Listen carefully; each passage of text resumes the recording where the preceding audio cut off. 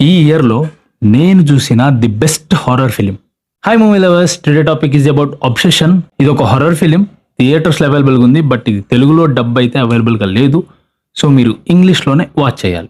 If in case మీరు గనక horror movie lovers అయితే ఈ మూవీ మీరు పక్కాగా చూడాలి. స్టోరీ ప్లాట్‌లోకి వెళ్తే ఒక మ్యూజికల్ ఇన్‌స్ట్రుమెంట్ షాప్ ఉంటది. దానిలో నిక్కీ, సారా, అయన్, బేర్ అనే ఒక 4 ఫ్రెండ్స్ ఉంటారన్నమాట. అయితే నిక్కీ అంటే బేర్‌కి చాలా ఇష్టం.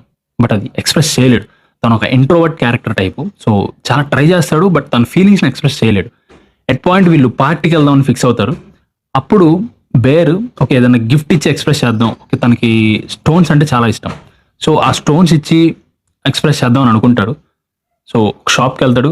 షాప్‌కి వెళ్ళినప్పుడు వాడికి స్టోన్స్‌తో పాటు ఎదురుగా కొన్ని బార్స్ కనిపిస్తాయి. ఒకటి ఇంట్రెస్టింగ్‌గా కనిపిస్తది. దాని దగ్గరికి వెళ్తాడు. అదేంటంటే వన్ విష్ అని చెప్పి ఒక బార్ ఉంటది. సో అది చూసి రూల్స్ చూస్తాడు. ఏంటంటే మీరు ఏదైనా కోరిక కోరుకొని ఆ బార్‌ని బ్రేక్ చేస్తే ఆ కోరిక నెరవేరుద్ది. ఇది దాని రూల్స్. చూస్తాడు ఇంట్రెస్టింగ్ ఉందని చెప్పేసి అది తీసుకుంటాడు. నిక్కీ బేర్‌ని ఇంటి దగ్గర దింపేసి అని చెప్పి అని అడుగుతది. దింపిన తర్వాత నిక్కీ అప్పటికి అడుగుతది. "నువ్వు నన్ను లైక్ చేస్తున్నావా?" అని చెప్పేసి అడుగుతది. అప్పటికి వీడు ఓపెన్ అవ్వడు. లైక్ లేదు నేను ఫ్రెండ్లీగా చూస్తున్నా అని చెప్పేసి అంటాడు.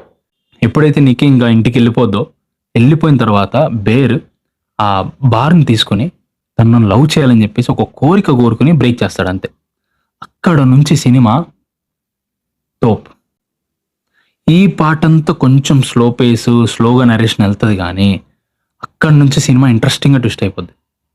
అండ్ ఈ మూవీలో లాస్ట్ 1 అవరే హార్ట్ ఆఫ్ ది ఫిల్మ్. ఈ 1 అవర్‌లో ఒక జంప్ స్కేర్ ఉంటది భయ్యా. చెప్తున్నా గదా! మీరు సీట్‌లో నుంచి లెగిసి పడతారు. ఫర్ ఎ సెకండ్ ఒక హార్ట్ ఆగిన మూమెంట్ ఉంటది. దాంతో పాటు చాలా డిస్టర్బింగ్ విజువల్స్ ఉంటాయి. ఈ మూవీకి మెయిన్ ప్లస్ పాయింట్ ఏంటంటే సౌండింగ్. హారర్ ఫిల్మ్ అంటే సౌండింగ్ ఎందుకు ఉండదురా అంటావు గానీ, బట్ సౌండింగ్‌తో పాటు ఆ సీన్‌కి మ్యాచ్ అయితే గానీ మనకు ఆ థ్రిల్ క్రియేట్ అవ్వదు. ఆ ఎక్సైట్‌మెంట్ క్రియేట్ అవ్వదు. సో అది బాగా మెయింటైన్ చేశారు.